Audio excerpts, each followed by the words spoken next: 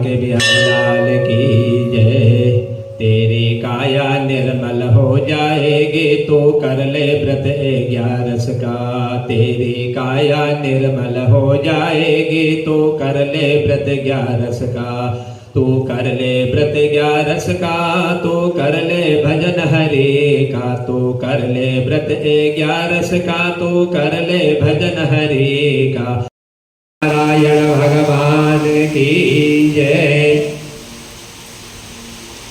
आज युधिष्ठिर श्री कृष्ण भगवान को दंडवत प्रणाम करते हुए कहते हैं कि हे वासुसूदन, हे गोविंद, हे वासुदेव, मैं आपको दंडवत प्रणाम करता हूं। सो हे भगवान, ये जो श्रावण मास है, श्रावण मास के कृष्ण पक्ष की एकादशी का आज मुझे आप वर्णन कराइए। इस एकादशी को किस नाम से जाना जाता है और इसके श्रवण मात्र से मनुष्य को किस प्रकार में फल प्राप्त होता है। इसलिए गोविंद, आज मैं आपसे निवेदन करता हूँ कि आप मुझे अवश्य ही जो है इस एकादशी का जो है वर्णन मुझे श्रवण कराएं। भगवान श्री कृष्ण ने कहा कि हे राजन, आज तुमने जिस एकादशी का तुम नाम और कथा श्रवण करना चाहते हो, यह मनुष्य के जो है जो पाप होते उन पापों को यह दूर करने वाली है। और किस तरह से यह एकादशी मनुष्य के पाप दूर करती है, सो हे राजन, आज मैं तुम्हें यह सब कुछ श्रवण कराता हूं। जिसे एक समय ब्रह्मा जी ने देवर्षि नारद मुनि से पूछा, क्योंकि देवर्षि नारद मुनि सर्वज्ञ ज्ञाता ब्रह्मा जी के मानस पुत्र थे। और ब्रह्मा जी के पूछने पर देवर्षि नारद मुनि ने कहा कि हे भगवत, हे कमल नयन, मैं आपसे यह सुनना चाहता हूँ कि जो श्रावण मास है, इस श्रावण मास के कृष्ण पक्ष की जो एकादशी होती है, सो कृपया करके आप मुझे उस एकादशी का जो वर्णन बतला दीजिए, उस एकादशी का नाम बतलाइए। ये श्रावण कृष्ण पक्ष की एकादशी किस नाम से जानी जाती है, इसके देवता कौन है और इसमें कौन सा पुण्य मनुष्य को प्राप्त होता है, यह सब आज आप मुझे बतलाने की कृपा कीजिए। इस एकादशी के श्रवण मात्र से ही मनुष्य को किस प्रकार का फल प्राप्त हो जाता है, मैं आपके मुखारबिंद से सुनना चाहता हूं। तब ब्रह्मा जी ने कहा कि हे नारद,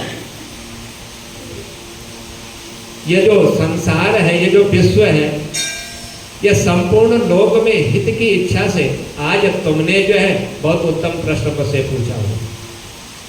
मैं आज आपको अवश्य बतलाऊंगा जो संसार का हित करने वाली, संसार का जो कल्याण करने वाली, जिसके श्रवण मात्र से ही मनुष्य का कल्याण हो जाता है।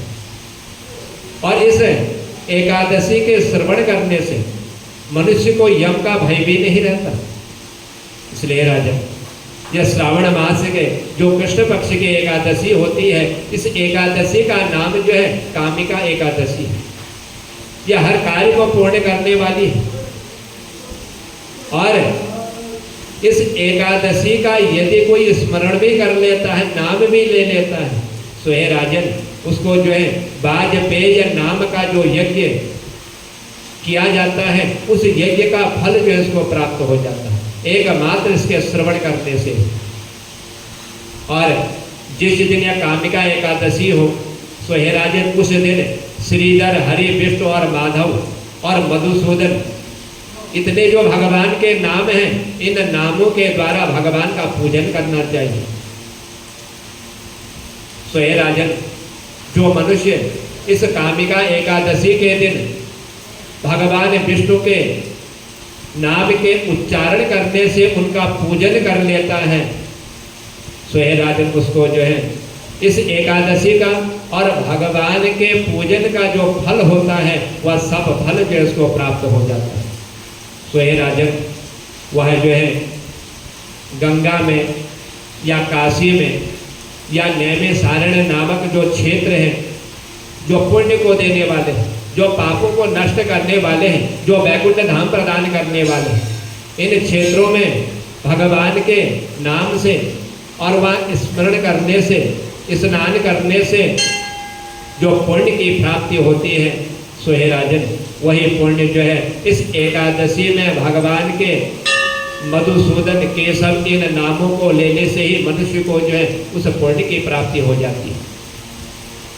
इसलिए राजन जब सिंह राशि हो और सिंह राशि के में बृहस्पति विराजमान हो और उस समय जो है जो योग बनता है वह व्यतिपात नाम का योग जो होता है, और उसी में जो है जो मनुष्य गोदावरी में स्नान कर लेता है, उस गोदावरी में स्नान करने का जो फल प्राप्त होता है वह मात्र इस कामिका एकादशी के स्मरण करने से ही मनुष्य को प्राप्त हो जाता है।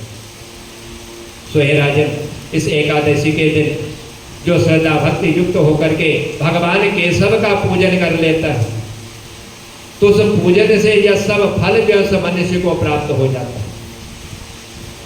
जो समुद्र और वन सहित इस समूचे पृथ्वी का जो है दान कर देता है और जो कामिका एकादशी का व्रत कर लेता है, ये दोनों जो है उस व्यक्ति को एक समान फल प्रदान करने वाली है। इसलिए हे राजन यह सबसे उत्तम और श्रेष्ठ एकादशी है। जो एकादशी के दिन ब्याई हुई गाय को अनेक प्रकार की सामग्रियों सहित जो है उसका दान कर देता है, यानी कि गोदान कर देता है, उस मनुष्य को जिस फल की प्राप्ति होती है वही फल जो है यह कामिका एकादशी में भगवान विष्णु के पूजन करने से मनुष्य को प्राप्त हो जाता है। इसलिए हे युधिष्ठिर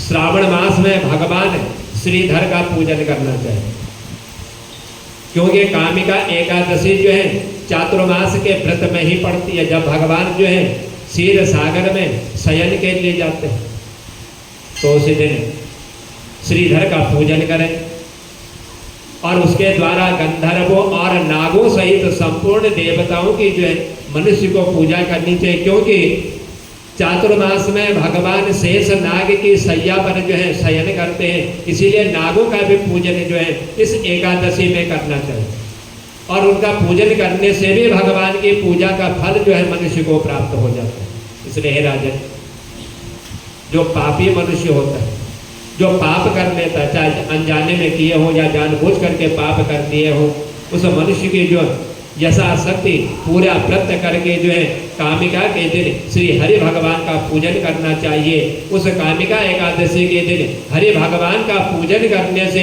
वह पाप रहित हो जाता है, उसके पाप समाप्त हो जाते हैं और वह जो है पाप रूपी जो फल उसको प्राप्त हो जाता है उससे वह जो है छूट करके इस संसार के समुद्र में वह डूबता नहीं, वह भी जो है भव पार हो जाता है। और उनका उद्धार करने के लिए यह कामिका एकादशी का व्रत जो है सर्वश्रेष्ठ माना गया। इसलिए हे राजन जितना भी हो इस चातुर्मास में श्रावण कृष्ण पक्ष में इस कामिका एकादशी का श्रद्धा भक्ति युक्त होकर के पूजन और भगवान के नाम का चिंतन और एकादशी का श्रवण करना चाहिए। सो हे राजन उससे बहुत अधिक फल जो है यह कामिका एकादशी के व्रत का सेवन करने वाले को प्राप्त हो जाता है, जो इसका व्रत कर लेता है। और कामिका का व्रत करने वाला मनुष्य इसको रात्रि में जागरण करना चाहिए, रात्रि में सोना नहीं चाहिए जो एकादशी का व्रत करता है। और यदि एकादशी के व्रत करने वाला व्यक्ति यदि रात्रि में शयन कर लेता है उसको जो है यम का भय बनता है, और जो रात्रि में शयन नहीं करता है वह जो है जो यमराज है उन यमराज का वह मृत्यु के बाद फिर जो है वह दर्शन नहीं करता है और ना ही उस व्यक्ति की कभी जो है दुर्गति होती है, यानी कि नरकों में भी वह नहीं जाता, वह भी वैकुंठवासी हो जाता है, वैकुंठ पर पहुंच जाता है। इसलिए हे राजन यह जो कामिका एकादशी है इस कामिका एकादशी का यदि एक भी शब्द यदि मनुष्य श्रवण कर लेता है उस श्रवण से ही उस मनुष्य को जब उत्तम फल की प्राप्ति हो जाती है। हे देवर्षि हे नारद मुनि लाल मणि मोती वैधूर्य मूंगे आदि से पूजित होने पर भगवान विष्णु जो है बड़े संतुष्ट होते हैं, जो इन मणियों के द्वारा एकादशी के दिन भगवान का पूजन कर लेता है। सो हे राजन, जिस तरह से तुलसी के दल से पूजित होने पर भगवान जो है प्रसन्न होते हैं और तुलसी मंजरी से श्री केशव का पूजन जिस तरह से किया जाता है, उनके जन्म भर के जो पाप होते हैं वह सारे पाप उनके जो है नष्ट हो जाते हैं, वह पाप उनके समाप्त हो जाते हैं। सो हे राजन, जो मात्र एकादशी के दिन भगवान का जो दर्शन भी कर लेता है और दर्शन करने पर भी उस मनुष्य के समस्त पाप जो है नष्ट हो जाते हैं। एक दर्शन मात्र से ही जो है मनुष्य पाप रहित हो जाता है। और हे राजन, एकादशी के दिन जो भगवान का स्मरण कर लेता है, भगवान का स्पर्श कर लेता है और भगवान को स्पर्श करने से उस मनुष्य का शरीर जो है पवित्र हो जाता है। जो पाप रहित होते हैं वह पाप समाप्त होकर के वह पवित्र हो जाता है। जिस तरह से गंगा के जल में स्नान करने से मनुष्य का शरीर पवित्र हो जाता है, उसी तरह से एकादशी के दिन भगवान को स्पर्श करने से उसका शरीर जो है पाप से रहित हो जाता है, उसके पाप समाप्त हो जाते हैं। और एकादशी के दिन प्रणाम करने से जो भगवान केशव को एकादशी के दिन प्रणाम करता है वह रोग से निवृत्त हो जाता है, उसको किसी प्रकार का रोग नहीं लगता है। सो हे राजन, इस एकादशी के दिन जो तुलसी के पौधे को जो सींचता है, जो उसकी सेवा करता है एकादशी के दिन, तो यमराज का भी भय जो है समाप्त हो जाता है, उसको यमराज का भय नहीं रहता। जो चातुर्मास में जो एकादशी आती है, इन एकादशियों में यदि वह तुलसी को सींचने लग जाता है तो यमराज के भय से मुक्ति हो जाती है। और एकादशी के दिन जो तुलसी का रोपण करता है, तुलसी के पौधे को जो लगाता है एकादशी के दिन, तो भगवान श्री कृष्ण के वह समीप पहुंच जाता है, उसको अन्यत्र जाने की आवश्यकता नहीं होती, अपने शरीर को त्याग करके वह वैकुंठवासी हो जाता है। और भगवान के चरणों में जो एकादशी के दिन तुलसी के पत्ते को अर्पण कर लेता है, उसको जो है मोक्ष रूपी फल जो है प्राप्त हो जाता है। सो हे राजन, उस तुलसी देवी को मैं आज दंडवत प्रणाम करता हूँ कि एकादशी के दिन इस तुलसी के स्पर्श करने से, नाम लेने से, सींचने से जिस तरह से भगवान प्रसन्न होते हैं, जो फल मनुष्य को प्राप्त हो जाता है, हे तुलसी, आज मैं इस एकादशी के दिन मैं तुझे दंडवत प्रणाम करता हूँ। जो मनुष्य एकादशी को दिन रात दीप दान करते हैं, भगवान के निमित्त दीपक जलाते हैं और तुलसी के निमित्त दीप दान जो करते हैं, तो हे राजन, उनका जो पुण्य का फल होता है उसको ब्रह्मा जी तो दूर है, चित्रगुप्त जो है वह भी उसकी गणना नहीं कर पाते हैं। जो मनुष्य के पाप और पुण्य की गणना करते हैं वह भी इनकी गणना करने में जो सामर्थ्यवान नहीं है। इतना पुण्य जो है एकादशी के दिन तुलसी और भगवान के समीप जो है दीप दान करने का फल मनुष्य को प्राप्त हो जाता है। सो हे राजन, एकादशी के दिन भगवान श्री कृष्ण के सम्मुख जिसका दीपक जलता है, उनके पितर जो है स्वर्ग लोक में स्थित होकर के अमृत पान से जो है तृप्त हो जाते हैं। यदि वह नरकवासी भी हो गए हो तो नरक से उनका उद्धार हो जाता है और फिर वह जो अमृत का पान करने वाले अपने शरीर को पवित्र बना करके उनको जो है पुण्य की प्राप्ति हो जाती है, स्वर्ग लोक वह पहुंच जाते हैं। सो हे देवर्षि कि हे नारद मुनि, घी और तिल के तेल से भगवान के सामने दीपक जला करके जो मनुष्य अपने शरीर का त्याग कर देता, अपने शरीर को छोड़ देता है, उस मनुष्य को जो है करोड़ों दीपकों से पूजित होकर के स्वर्ग में जो है निवास मिल जाता, वह स्वर्गवासी हो जाता है। इसलिए हे देवर्षि कि हे नारद मुनि, इस चातुर्मास में एकादशी के दिन मनुष्य को जो है जितना भी हो तुलसी के सेवा, तुलसी के पौधे को सींचना, तुलसी के पौधे में दीपक जलाना, दीप दान करना, यह कर्म जो है चातुर्मास में मनुष्य को अवश्य करना चाहिए, क्योंकि यही मनुष्य को जो है मोक्ष प्रदान करने वाला है, यही वैकुंठ देने वाला है।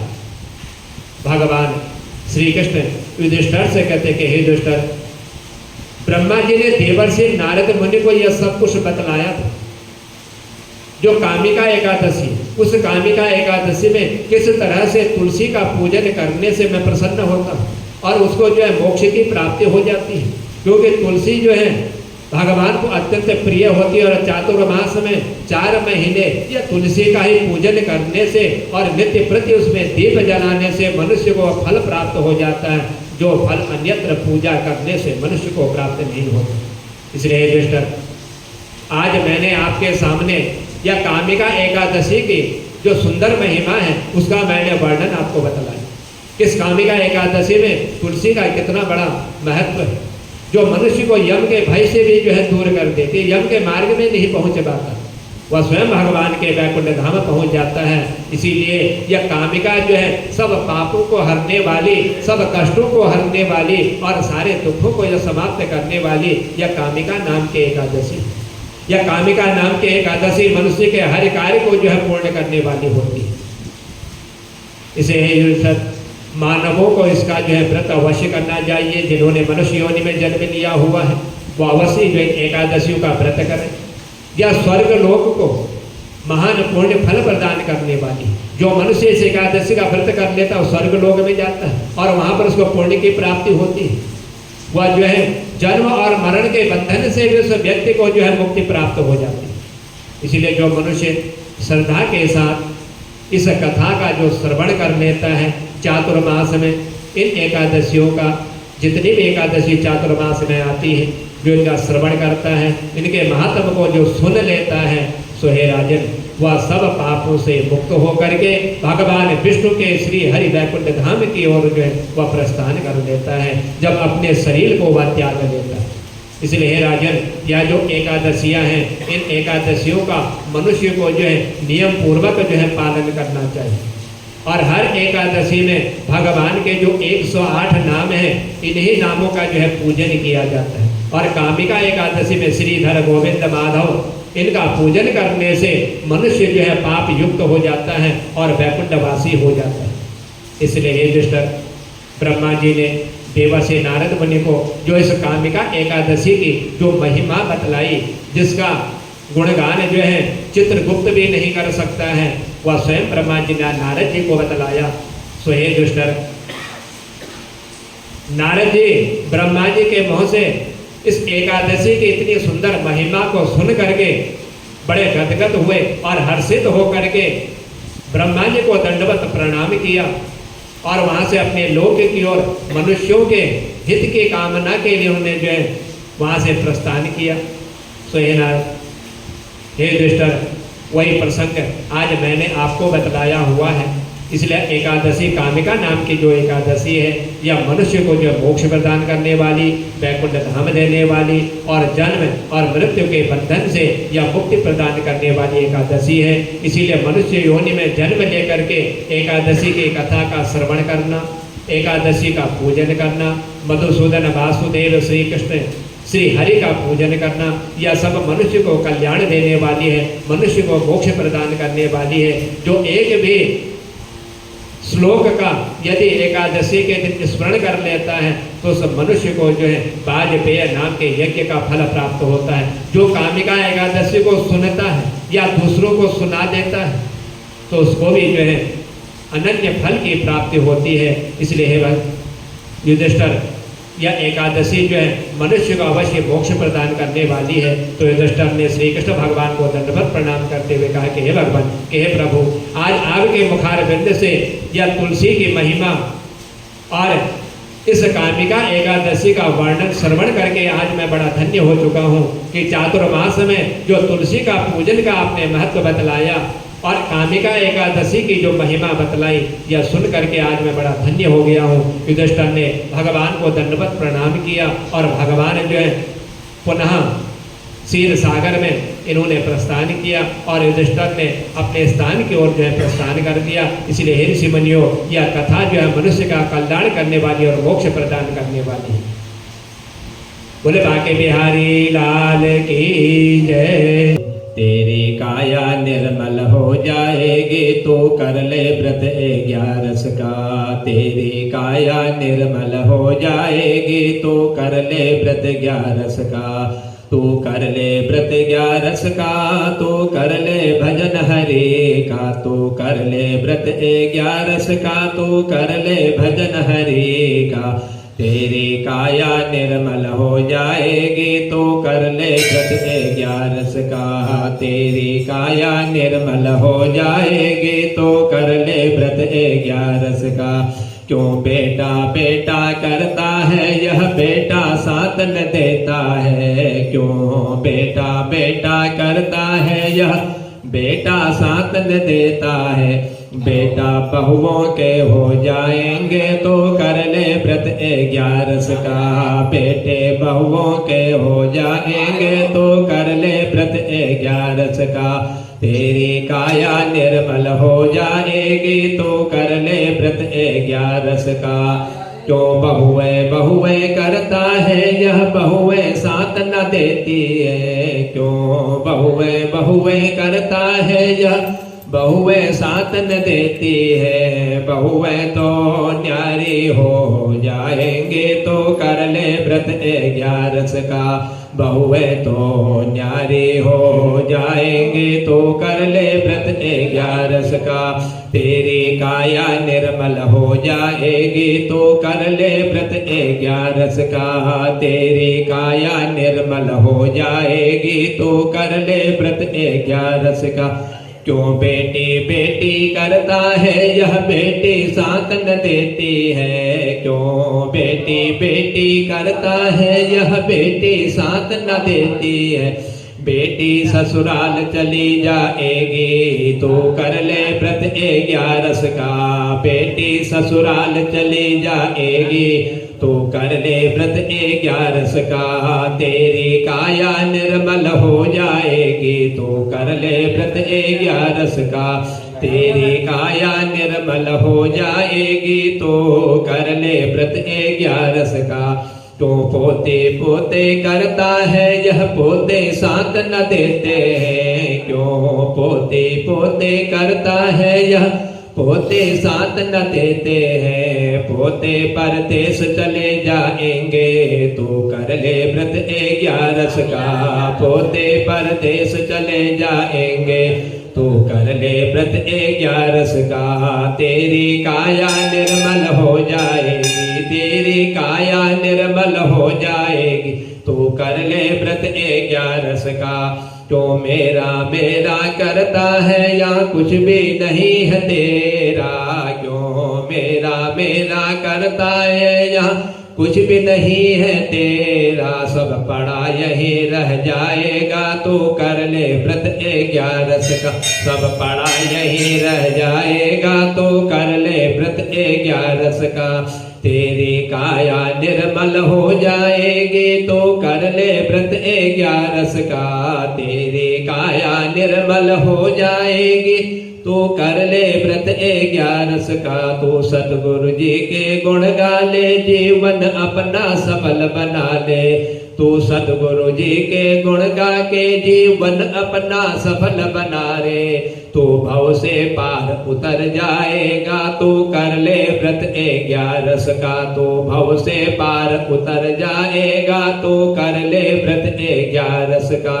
तेरे काया निर्मल हो जाएगी तो कर ले व्रत 11 का। तेरी काया निर्मल हो जाएगी तो कर ले व्रत 11 का। तो कर ले व्रत 11 का। तो कर ले व्रत भजन हरि का। तो कर ले व्रत 11 का। तो कर ले भजन हरि का। तेरी काया निर्मल हो जाएगी तो कर ले व्रत 11 का। तेरी काया निर्मल हो जाएगी तो कर ले व्रत 11 का। बोल बांके बिहारी लाल की जय।